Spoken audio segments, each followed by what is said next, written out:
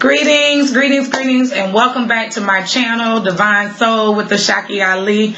I am Ashaki Ali, a spiritual intuitive, a tarot and oracle reader, a Reiki master, and so on and so forth. And what I do is present information to help you grow along your spiritual journey, to connect more with your own higher self, your own intuition. If this is your first time joining or seeing one of my videos, hit the subscribe button, hit the little bell. I upload videos once a week, typically on a Saturday, unless something happens, as life will do. And for my returning subscribers, thank you so much for rocking it out with me, for staying with me and supporting my channel. Make sure you're sharing with your friends, your family members, and anyone else that you feel would benefit from the information that I share. This video, I wanted to dive back into self-care. Self-care is something that is very prevalent in online publications, different videos. A lot of people are focusing on it, and I believe it's because the collective itself, the consciousness is raising. People are shifting from focusing on a lot of the wrong things that are not benefiting their own life's journey, and beginning to understand that the only way anyone is going to be successful in this life, or be able to grow in this life, or progress along their own soul's journey, what I like to call your life's journey, soul's journey, and move into their own purposes, we must take great care of ourselves. You cannot help anyone. You can't be a benefit to anyone else until you are a benefit to yourself. I'm stumbling over my words, so I apologize. So you cannot pour from an empty vessel. And that's what I tell all of my clients, people that come to me for readings. Typically, that always is a theme, especially with women, is we do not take care of ourselves. We're too busy pouring life force into other people. But I promise you, if you begin to take more care of yourself, to pour more into yourself, you're going to find the peace, the joy, the love, the everything that you've been looking for from other people. So I'm going to share 10 of my personal self-care practices to help you along this journey. I also have created a course called Self-Care Booster that's available on my Divine Soul Academy on the Thinkific platform. I will make sure that link is shared down in the description box, and if you want to connect with me further, that information will also be shared in the description box. So my first, and this is not in any kind of order, like from my favorite to least favorite or anything, it's just 10 things that I do as far as my self-care, personal self-care practices that I practice on a regular basis. These are things that I do regularly. One is taking a spiritual bath. Spiritual baths are awesome because I practice rituals and spell work and those things, and because I am a spiritual practitioner, and I deal with things that is dealing with the divine, dealing with people with particularly blockages and obstacles and different things such as this, it can be very taxing on my own spirit. And in order for me to perform the work that is my life's work, divination and all those things, I must take great care of myself, and I have to make sure that my spirit is fed and that my aura is cleansed, so that you see me looking vibrant and feeling awesome and able to pour into your life. And the only way that I can do that is by, like I said, taking care of myself. And one of the ways that I do that is by taking spiritual baths.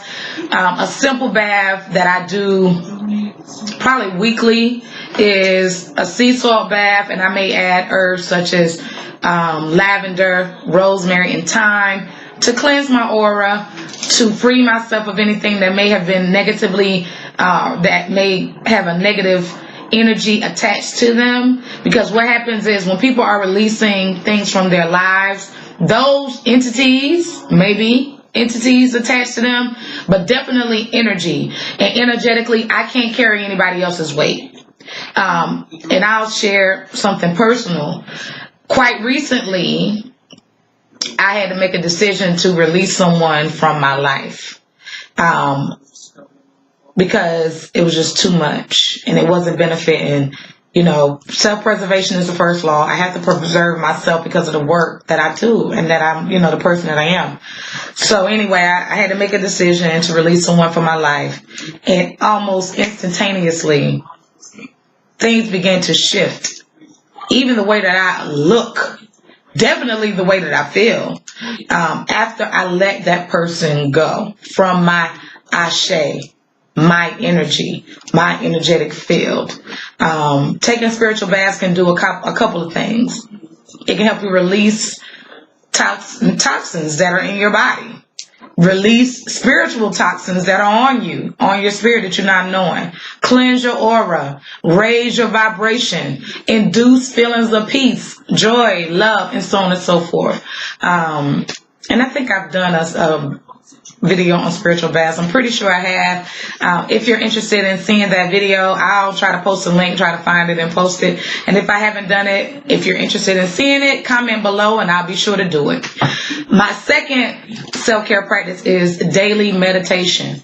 I don't care if it's 5, 10, 15 minutes, even an hour. A lot of times I go to bed listening to binaural beats, solfeggio frequencies, or guided meditations, to make sure that I'm always tuned in to my own higher self, my inner self, my intuition, my spirit guides, that I'm allowing those thoughts that run rampant. I'm a natural overthinker, and a lot of you are as well, so you probably can understand that overthinking is absolutely not healthy. Not when in regards to living our best life. So meditation has helped me to overcome a lot of things. Depression, anxiety, disappointments, regrets, and so on and so forth. So daily meditation, and the benefits of meditation is far and wide. I've written about it. I've done videos about it. I've taught workshops on it. If you're interested in any of those things, or to hear more about my meditation practice, comment below. My third self-care practice is exercise, regular exercise. I hit the gym 3 days a week. I practice yoga at home.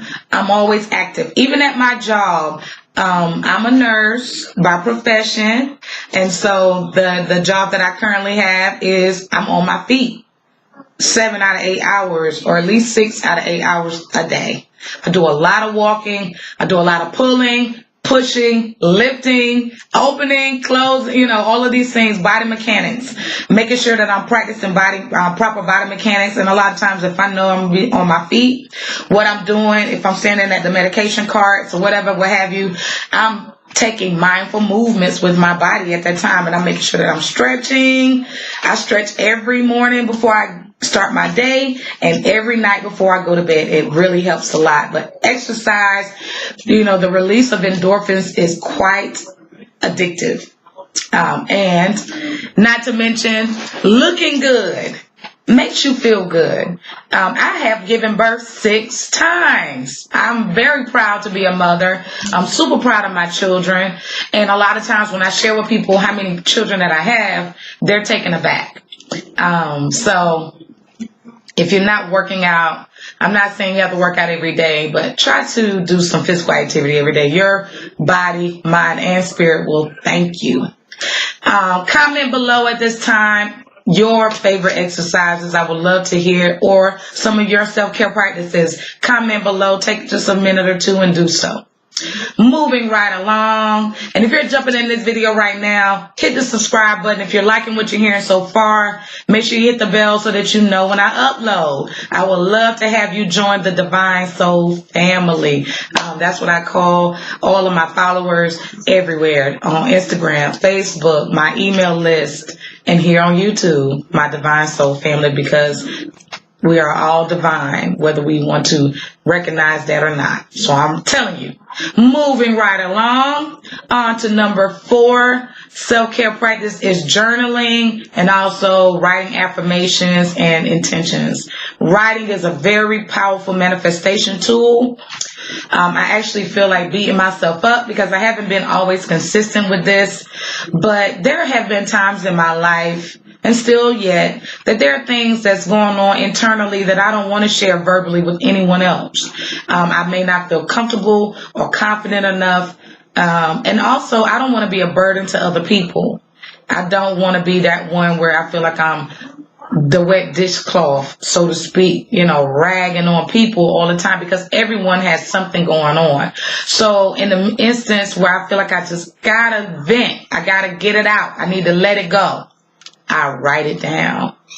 I've been a writer my entire life, from as long as I can remember. I started reading very early. I began to read when I was 2 years old, started writing when I was about 3, and writing more. I began to write stories when I was about 4 or 5 years old, and that's continued. I've published books, thinking about doing more. I've written, I have a blog that I've written for years. Originally I was on Blogspot, but I've moved over to the WordPress platform for it right now. Been there for a few years. It's not a huge following over there, but I get a kick out of the fact that I can see which countries are reading my post, and if I'm affecting one person, then my job is done. So I write because I love to do so, not for any fame or fortune or riches. I write because it's therapeutic, it's cathartic, and maybe you can find some peace within that. Writing affirmations. Affirmations are very powerful. Quite recently, I've begun to do self-love and self-care affirmations. I am loved. I am worthy of love. I am beautiful. I am intelligent. I am creative. Those things, repeated, written, very powerful, will certainly boost your confidence. And if you've been feeling like, woe is me, guys, I was going through a little issue where I was feeling quite depressed, just because of some shifts in my life, and, things happen. We don't always feel joyful, even though that is my disposition, is a very joyful disposition. But even I, Miss Love and Light, have times where I don't feel my best. But these daily affirmations have really been helping, and so I will continue that practice. Number 5, and this may take you aback, but one of my self-care practices is what I call partying and bullshit. Party and bullshit. Listen, I'm a big hip-hop head, not this current pop, no, not that. Not talking about this trap or whatever they got going on. I'm talking about golden age, 80s, 90s, early 2000 hip-hop. The Mobb Deep, the Capone Noriega, the Tribe Called Quest, which is my all-time favorite group. To the day I die, ATCQ forever. Rest in peace, Fife. There are events in my city that I will attend because I know the type of music that I'm going to hear, and it's soothing to my soul. Music is highly spiritual, and that music just puts me in another light. And now, so I like to kick it with certain crowds of people and do what I call party and bullshit. You know what I'm saying? We talk a snap. We gonna cut a little step. We certainly gonna get it in on the mic. Everybody reciting the verses of these classic hip hop cuts, and it uplifts me. Don't know about the next person, but that's some my self-care. Being in an environment that I'm safe, number one. The energy is dope. The vibe is good. The people are good people, and I'm, familiar with them. I've never had an instance where I felt unsafe or anyone did me any kind of, I didn't, no kind of fighting going on or nothing like that. So party and bullshit. That's one of my self-care practices. Once a month, pretty much. I might skip a month or two, but usually once a month I get out of the house and go and do what I call party and bullshit. So number 6 is of my self-care practices is creative expression. I'm an artist. And I'm sensitive about my shit. Creative expression, though. I've already shared with you that I'm a writer. But outside of writing, I'm also an artist. I love to paint. I love to draw. I love to create. I crochet. I make jewelry. I create waist beads. I'm working on some right now. Those are things that I hold dear to me. And that is a way of, self-expression is also very therapeutic, very cathartic. Wearing things that you've made or gifting someone something that you've made is just, to me, is soothing to my own spirit. It's salve to my soul. And I probably will be creating for the rest of my life. Now, this artwork that's behind me, that's not something that I painted. But in my home, there are multiple paintings that I have painted. And so, that's what I like to do. Moving right along. Number 7 on my list is volunteer work. I'm a volunteer with 2 organizations in Charlotte, and I also do what I call freelance volunteering, when I just do things for people or just jump in and help out. One of them is Right Moves for Youth. It's a youth group targeting high school students, old teenagers, basically. And then the other one is the Mecklenburg County Domestic Violence Speakers Bureau. I know that's a very long name, but its focus is working with people that are victims or have been victimized in domestic violence situations, being a voice for them, working events to raise money for the shelters, and so on and so forth. Doing volunteer work, those 2 areas, youth and domestic violence, are just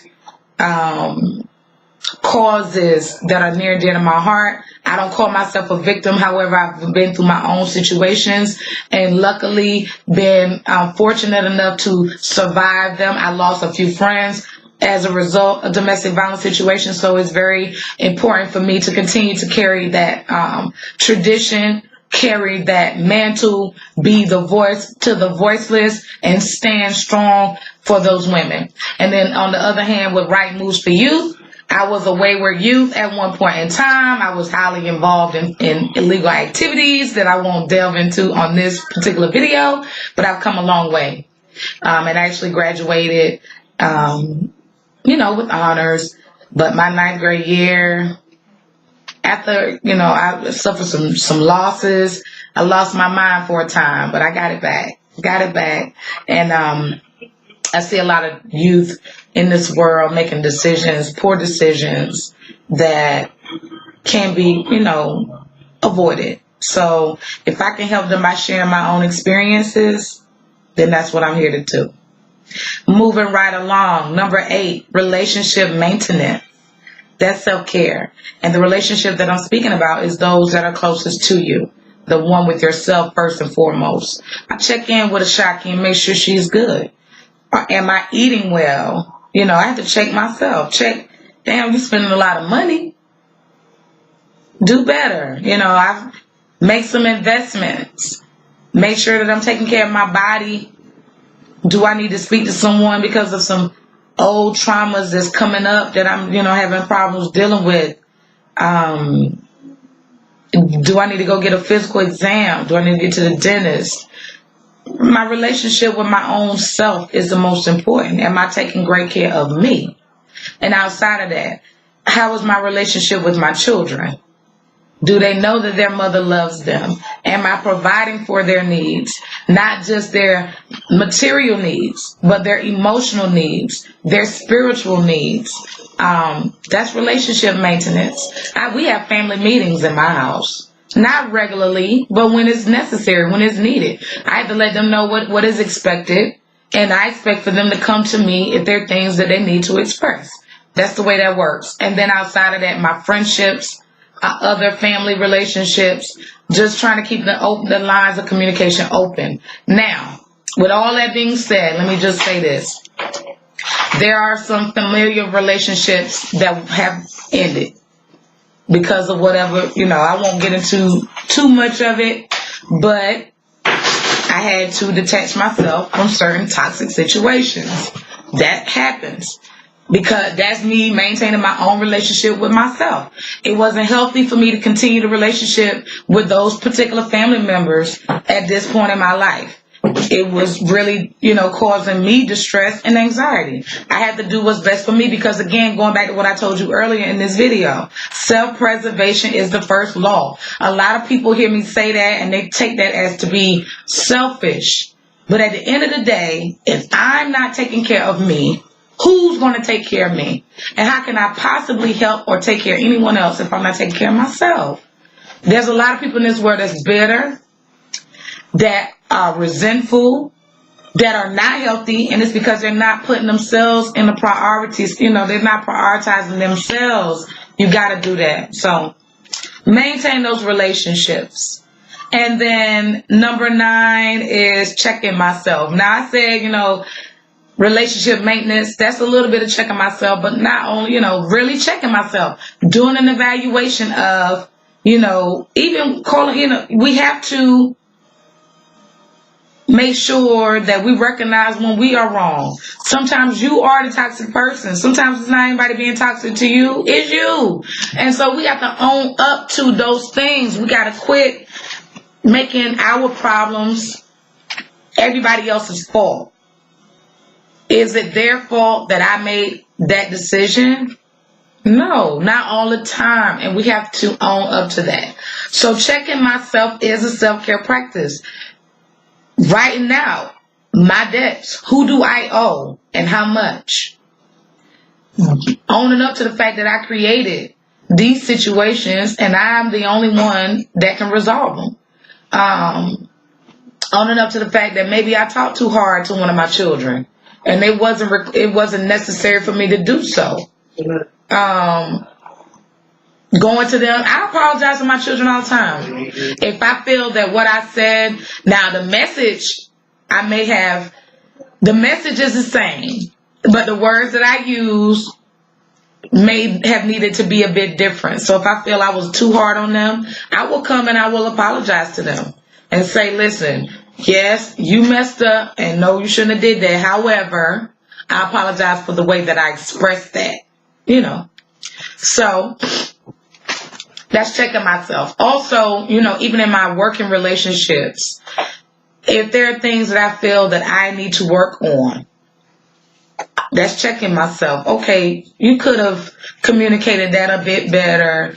You really need to reach out to this person because you promised that you would and you haven't done it yet. You've been procrastinating about this. Let's go ahead and move forward. Especially in my business. Now, I am my own biggest critic. I am. I hold myself to a very high level.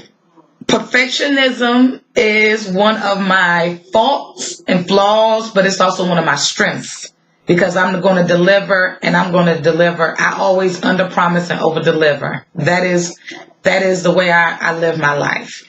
I underpromise and overdeliver. Listen to me, underpromise, overdeliver. But there are some times that I think that I hold myself a little bit too high, and then when I don't meet the mark, then I feel depressed. So I have to check myself on that. If you're doing that, stop it. And then lastly, self-care practice is making sure that I'm eating well and monitoring what I'm eating and drinking. Pisceans have a habit of excess. We take everything to excess because we're so dreamy. Pisceans, because we are ruled by Neptune, we're easily addicted to things. Addiction can be drinking, food, sex, even addicted to spirituality, work. I'm a workaholic. I'm a consummate workaholic. I'll be the first to admit it. It's not good. We should seek balance in all things. My Iya Losha Akalatunde Ola Omi, you should look her up. She's here on YouTube. She provides divination and guidance to me. And one of the things she told me is I need to seek balance in all things. I can't go too far left or too far right. So that is something that I strive within. So nutritionally, I have a sweet tooth. I love cakes, candy, ice cream, yogurt. I love sweets. But to excess is not good. It's not good for me. So I monitor that. Am I perfect? No. But I think my diet overall is pretty good. I'm a vegetarian. I do that. I don't eat a lot of, probably 85% of my diet is vegan. Probably 85% because I don't eat a lot of cheese. I don't, But I'll admit, I'll be the first to admit I like a little slice of cheese pizza now and then. A cup of ice cream, something like that. Hey, I don't hold myself to any standard. I just try to do the best that I can with what I have going on. So this has been a long video, 25 minutes. I typically do not talk this long. If you've listened to the entire video, I hope it's been helpful to help you. If you've not subscribed, again, I'm going to remind you, hit the subscribe button, hit the bell so that you know when I upload videos. I upload videos once a week, typically on a Saturday. But again, life happens, so sometimes that doesn't happen. I'm doing the best that I can. If you're looking to connect with me further, all of my links are below in the video, in the description box. And if you're interested in taking my self-care course, that link is also below. I thank you to all my subscribers and supporters on whatever platform you're following me at. I really, really appreciate you. Really appreciate your help and your support. Sending you all an abundance of peace, love, and light. Until the time, I'll holler at y'all later. I got children coming in from school. Peace.